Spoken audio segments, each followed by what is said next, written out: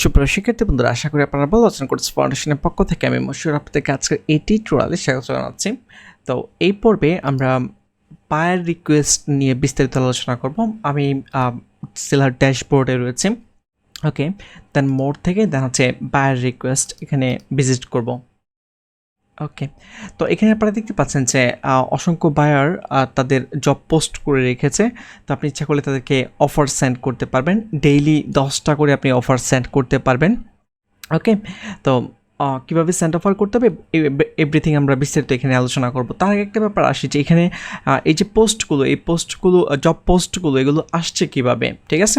আমি যদি এখান থেকে সুইচ টু বাইংয়ে যাই, এই যে বর্তমানে আমি সেলার প্রোফাইলে রয়েছে, তো সুইচ টু বাইংয়ে ক্লিক করতেছি। যারা বায়ার রয়েছে তারা সাধারণত এরকম প্রোফাইলে থাকে, এবং এখানে দেখেন যে একটি অপশন রয়েছে এই জায়গায়। এখানে যদি আমি নামের সাথে ক্লিক করি, এই যে পোস্টে রিকোয়েস্ট, ঠিক আছে? এই যে পোস্টে রিকোয়েস্ট অপশনটা, এই অপশনটা কিন্তু সেলারদের জন্য না, এটা হচ্ছে বায়ারদের জন্য। ওকে, বায়াররা পোস্ট করতে পারবে, রিকোয়েস্ট পোস্ট করতে পারবে, এবং সে যে রিকোয়েস্টগুলো পোস্ট করেছে ওগুলো ম্যানেজ করার জন্য এই অপশনটি ইউজ করতে পারবে। হ্যাঁ, ওকে। তো এখন এই পোস্টে রিকোয়েস্ট অপশন ব্যবহার করে যখনই কোনো বায়ার পোস্ট করে, তখন সেলাররা সেটা দেখতে পায় হচ্ছে এই যে এই বায়ার রিকোয়েস্টে। ওকে, তো আশা করি আপনারা বুঝতে পেরেছেন। বাংলাদেশ থেকে অনেক সেলাররা যেই কাজটি করে থাকে যে এই সুইচ টু বাইং, এখানে গিয়ে আমি বলে দিচ্ছি, এখানে গিয়ে দেন এখান থেকে একটি রিকোয়েস্ট পোস্ট করে এরকম যে আমি এই কাজ পারি, আমাকে এই কাজ দাও, বা মানে অনেক এটা স্পামিং, ঠিক আছে? কোনো সেলার যদি এই রিকোয়েস্ট পোস্ট করে আর বায়ার যদি ফাইবার যদি সেটা ধরতে পারে, মাস্ট বি আপনার অ্যাকাউন্ট ব্যান করে দেবে। অতএব মনে রাখবেন, আপনি যদি বায়ার হয়ে থাকেন তাহলে এই অপশনটি ইউজ করবেন, বাট যদি আপনি সেলার হয়ে থাকেন তাহলে এই অপশনটা ইউজ করবেন না। ওকে, বাংলাদেশ থেকে আপনারা যদি আমি যদি দেখাই আপনাদেরকে, আমি জানি না এখন ওরকম কেউ পোস্ট করেছে কিনা, বাট নিয়মিতই দেখা যায় যে অসংখ্য সেলার এই কাজগুলো করে থাকে। ওকে, বায়ার রিকোয়েস্ট, যাই হোক, এখন মোটামুটি এখানে বায়ারদেরই দেখা যাচ্ছে। যাই হোক, তো আপনাদেরকে বলে দিয়েছি যে পোস্টের রিকোয়েস্ট আপনি যদি বায়ার না হন তাহলে ক্লিক করবেন না। ওকে, এখন আসি যে কীভাবে আপনি রিকোয়েস্ট সেন্ড করবেন।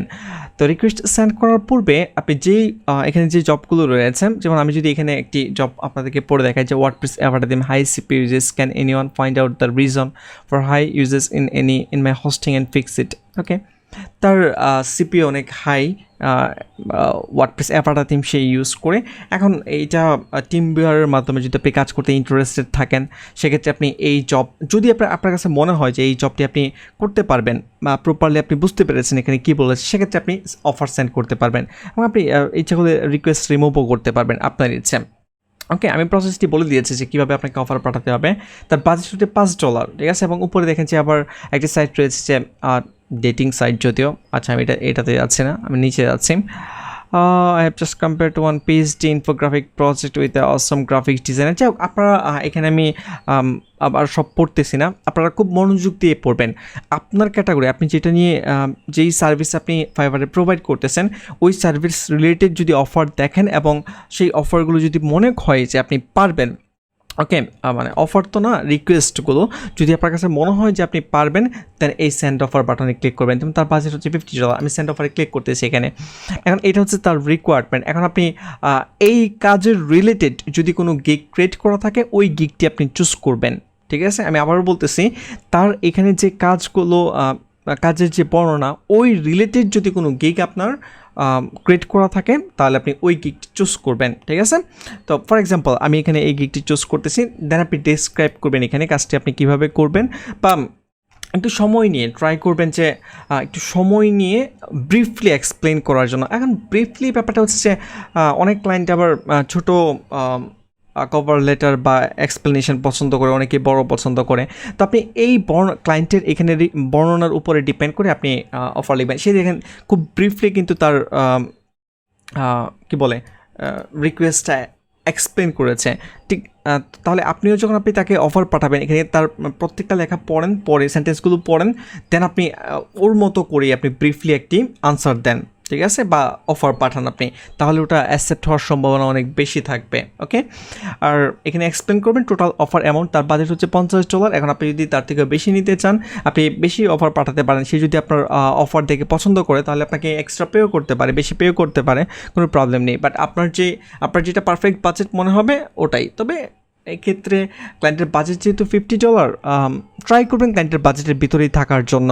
বাট যদি আপনি মনে করেন যে বেশি এই ডলারে পসিবল না, সেক্ষেত্রে আপনি অ্যামাউন্ট বাড়িয়ে আপনি অফার সেন্ড করতে পারেন, কোনো প্রবলেম নেই।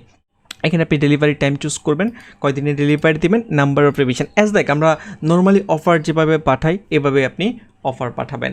আশা করি আপনারা বুঝতে পেরেছেন। ওকে, এখন আমি এই জায়গায় অফার পাঠানোর ক্ষেত্রে কিছু ব্যাপার আপনাদেরকে এক্সপ্লেন করি, কিছু টিপস দিয়ে দিচ্ছে যেগুলো আপনাদের হয়তো বা কাজে লাগবে।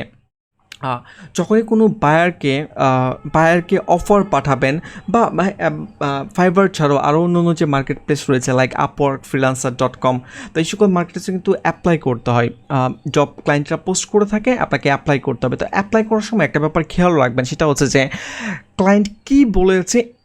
ক্লায়েন্ট যদি তার জব অফারে কোনো কোয়েশ্চেন দিয়ে থাকে যে সে একটা জিনিস জানতে চেয়েছে, প্রথমেই তার ওই কোয়েশ্চেনের আনসার দিয়ে স্টার্ট করবেন। যখনই তার কোয়েশ্চেনের আনসার দিয়ে আপনি স্টার্ট করবেন, তখনই সে বুঝবে যে আপনি তার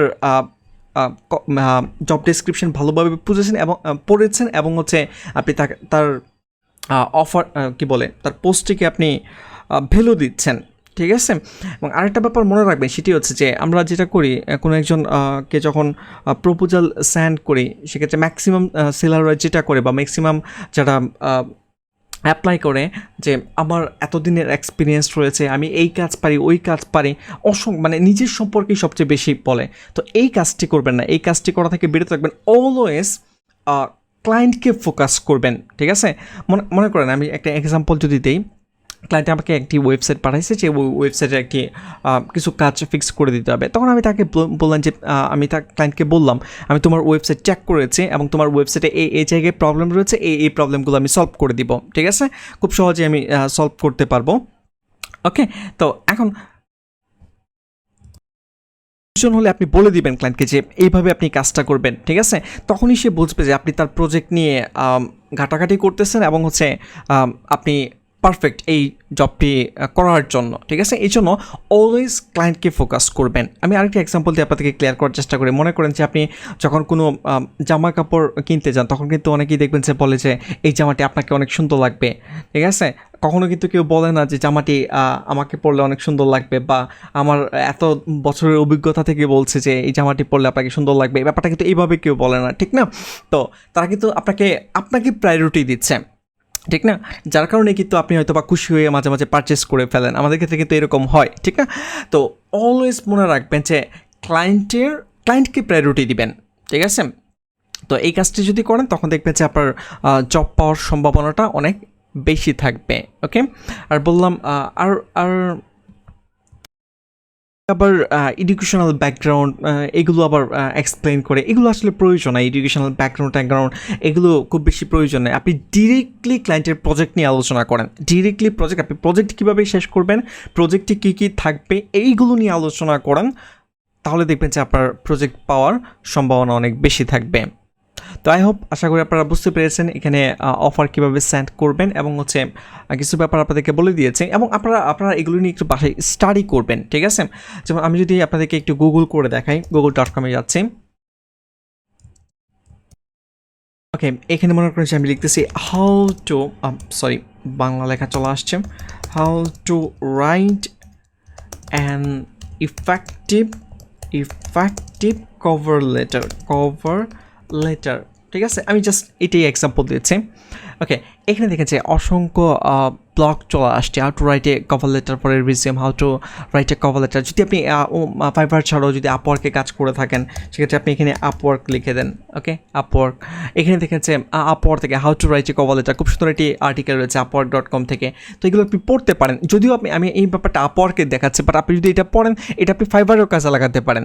ঠিক আছে, hit the highlights, get to the point, exactly যেই পয়েন্ট ক্লায়েন্ট চাচ্ছে ওটা নিয়ে আলোচনা করেন। Start with a warm and professional greeting. ঠিক আছে, যে আমি এরকম শুরু করেছি, hello, hope you are doing well, then বিস্তারিত আলোচনা করি।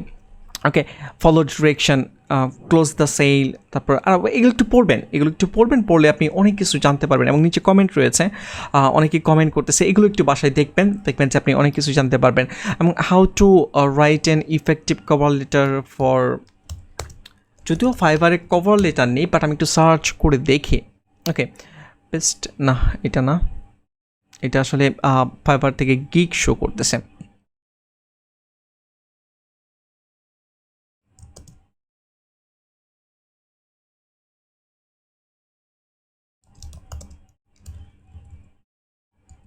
আচ্ছা, আমি এখানে লিখতেছি হাউ টু সেন্ড, আবারও বাংলা লেখা চলে আসছে, how to send custom offer on fibre.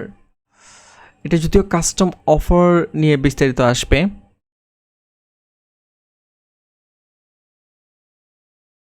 ওকে, এখানে দেখেন যে কোরা.com একটি সাইট রয়েছে, আমি এখানে একটু চাই যে how to write a great buyer request. আপনি এগুলো লিখে সার্চ করতে পারেন যে এটা হাউ টু রাইট এ, আমি আবার একটু এটা কপি করতেছি, বায়ার রিকোয়েস্ট ফর ফাইবার। আমি দেখেন যে স্পেসিফিক এটা নিয়েই জাস্ট কপি করে এখানে পেস্ট করে দিচ্ছি, দেন হচ্ছে ওকে, এই যে 10 tips writing in effective buyer request, আপনি ফোরাম থেকে এটা পড়তে পারেন, ঠিক আছে।